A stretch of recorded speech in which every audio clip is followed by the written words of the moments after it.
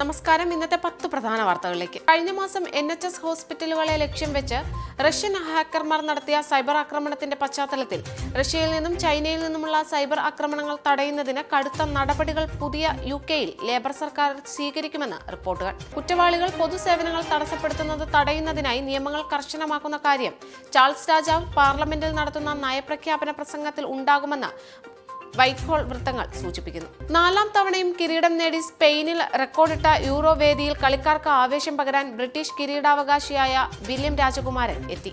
1966 ലോകകപ്പ് വിജയത്തിനു ശേഷം മറ്റൊരു പ്രധാന ചാമ്പ്യൻഷിപ്പിൽ വിജയിക്കാമെന്ന പ്രതീക്ഷയോടെ എത്തിയ ഇംഗ്ലീഷ് കളിക്കാർക്ക് രാജകുമാരന്റെ സാന്നിധ്യം ഏറെ ഉന്മേഷം നൽകിയെങ്കിലും മത്സരഫലം നിരാശാജനകമായിരുന്നു. പുതിയ മന്ത്രിമാരെ പ്രഖ്യാപിച്ച് UAE. ദുബായ് കിരീടാവകാശിയും എക്സിക്യൂട്ടീവ് കൗൺസിൽ ചെയർമാനുമായ Sheikh Hamdan bin Mohammed bin Rashid Al മക്തൂമിനെ മന്ത്രിസഭയിൽ ഉൾപ്പെടുത്തി. US മുൻ പ്രസിഡന്റ് ഡൊണാൾഡ് ട്രംപിനെതിരായ വധശ്രമം ആഭ്യന്തര തീവ്രവാദമായി കണക്കാക്കിയാണ് അന്വേഷിക്കുന്നതെന്ന് FBI. 20-കാരനായ അക്രമി ഒറ്റയ്ക്കാണ് പ്രവർത്തിച്ചതെന്നും ഇയാൾക്ക് പിന്നിൽ മറ്റാരുമില്ലെന്നും FBI വ്യക്തമാക്കി. ആധുനിക ചരിത്രത്തിലെ ഏറ്റവും സങ്കീർണ നാളുകളിലൂടെ കടന്നുപോകുന്ന അമേരിക്കൻ രാഷ്ട്രീയത്തിൽ അപ്രതീക്ഷിതമായി ഉണ്ടായ ആഘാതമാണ് ട്രംപിന് നേരെയുണ്ടായ വധശ്രമം. നവംബറിൽ നടക്കുന്ന പ്രസിഡന്റ് തെരഞ്ഞെടുപ്പിന്റെ ഗതി തന്നെ മാറ്റിമറിക്കാൻ പോകുന്നതാണ് ഈ ആക്രമണമെന്ന് നിരീക്ഷകർ വിലയിരുത്തുന്നു. സാമൂഹിക മാധ്യമമായ Xൽ ഏറ്റവും കൂടുതൽ പേർ പിന്തുടരുന്ന ലോക നേതാവായി ഇന്ത്യയുടെ പ്രധാനമന്ത്രി നരേന്ദ്രമോദി. തന്റെ X ഫോളോവർമാരുടെ എണ്ണം 10 കോടി കവിഞ്ഞതായി നരേന്ദ്രമോദി തന്നെയാണ് Xലൂടെ അറിയിച്ചത്. ബീഹാറിൽ പ്രളയക്കെടുതി രൂക്ഷമാകുന്നു.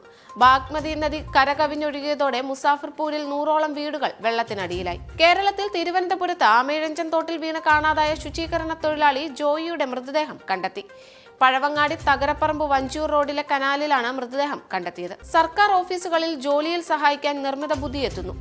കെൽട്രോൺ വികസിപ്പിച്ചെടുത്ത AI സോഫ്റ്റ്വെയർ ടൂളുകളായ ഡിജി സ്മാർട്ടും കെല്ലിയും സേവനത്തിന് സജ്ജമായി. ഒരു ഗോളിന് കൊളംബിയയെ കീഴടക്കി മെസ്സിയും സംഘവും കോപ്പ അമേരിക്കയിൽ മുത്തമിട്ടു. കൊളംബിയ കണ്ണീരോടെ മടങ്ങി. ഇതോടെ ഇന്നത്തെ 10 പ്രധാന വാർത്തകൾ ഇവിടെ പൂർണ്ണമാകുന്നു. നന്ദി. കൂടുതൽ വാർത്തകൾക്കും വിശദ വിവരങ്ങൾക്കും Anand TV UK channel subscribe ചെയ്യൂ. ഒപ്പം Anand TV mobile app download ചെയ്ത് സൗജന്യമായി ആസ്വദിക്കും.